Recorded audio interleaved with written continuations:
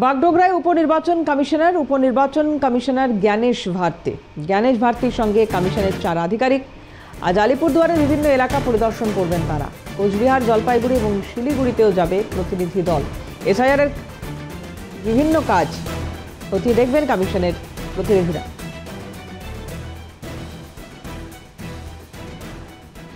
এর আগেই যে কথা বলা হয়েছিল যে 5 তারিখ পশ্চিমবঙ্গে এসে পৌঁছবে নির্বাচন কমিশনের একটি দল এবং তাদের সফর প্রথমে যেটা হবে সেটা হচ্ছে উত্তরবঙ্গে, এবং সেই মতোই গতকাল রাতে বাগডোগরায় উপনির্বাচন কমিশনার তিনি এসেছেন জ্ঞানেশ ভারতী এবং তার সঙ্গে কমিশনের আরও 4 আধিকারিক আজ আলিপুরদুয়ারের বিভিন্ন এলাকা পরিদর্শন করবেন। তারা পাশাপাশি কোচবিহার, জলপাইগুড়ি, শিলিগুড়িতেও এই প্রতিনিধি দল যাবে। এসআইআর-এর কাজ কীরকম চলছে সেইটাই খতিয়ে দেখবেন কমিশনের প্রতিনিধিরা।